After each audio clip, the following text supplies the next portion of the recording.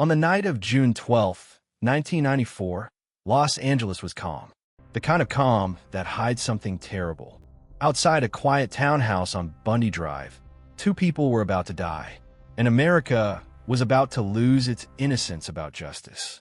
Her name was Nicole Brown Simpson, 35 years old, a mother of two, once married to one of the most famous men in the country.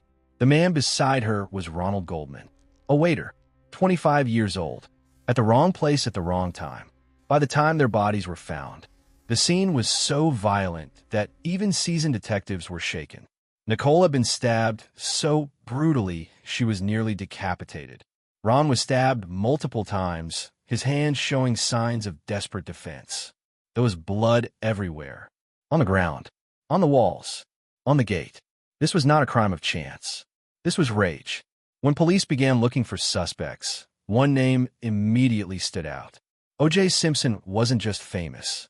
He was American royalty, a Heisman Trophy winner, an NFL legend, a Hollywood actor, a smiling face in commercials. To millions, he was untouchable. But behind closed doors, there was another story, one filled with fear, control, and violence. Nicole had called the police multiple times during their marriage. There were photos of bruises, 911 calls where her voice trembled with terror. "I'm afraid he's going to kill me," she once said. Those words would echo long after her death. Detectives quickly focused on O.J. There was blood at the crime scene, blood in his white Ford Bronco, blood in his bedroom, blood on socks found in his house. DNA testing, still relatively new at the time, linked the blood to Nicole, Ron, and Simpson himself. To police, the case seemed strong. But this wasn't a normal suspect.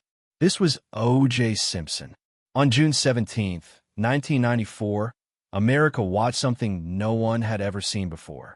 Instead of turning himself in, O.J. got into his white Bronco with his friend Al Cowlings and led police on a slow speed chase down the freeway. Over 90 million people watched live.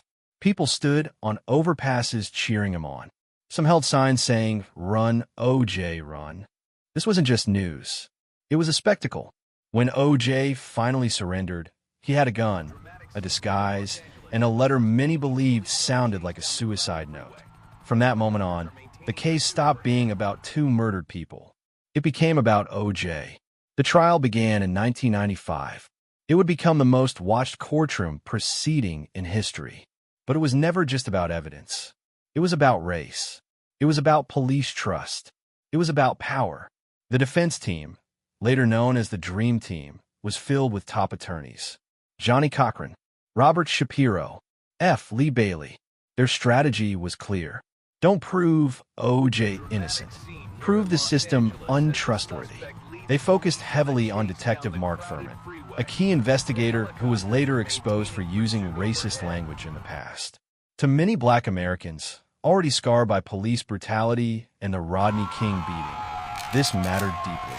The trial became a mirror reflecting America's racial wounds. If IT doesn't fit, then came the moment that changed everything. In court, O.J. was asked to try on a pair of gloves found at the crime scene. The gloves appeared tight, awkward, uncomfortable. Johnny Cochran delivered a line that would echo forever. "If it doesn't fit, you must acquit." In that moment, the case shifted. Science took a back seat to theater. On October 3rd, 1995, the verdict was read. Not guilty. Some Americans celebrated. Some cried. Some felt sick. The reactions were split sharply along racial lines. But one thing was certain. Nicole Brown Simpson and Ron Goldman were gone, and no one was going to prison for their murders. Though acquitted criminally, O.J. was later found liable in a civil trial and ordered to pay millions to the victims' families. He never truly escaped the shadow of that night. Years later, he wrote a book titled If I Did It, a chilling hypothetical that many saw as a confession without consequences. In 2007, O.J. was arrested again, this time for armed robbery in Las Vegas. He was convicted, sentenced to 33 years. For many, it felt like delayed justice. For others, it was still not enough. The silence left behind. Nicole's children grew up without their mother. Ron Goldman's family never stopped asking why. The house on Bundy Drive was eventually torn down. The address changed, but the memory didn't disappear. Because this case wasn't just about murder. Praise the Lord! It was about how Yes. fame bends reality, how justice can fracture, and how truth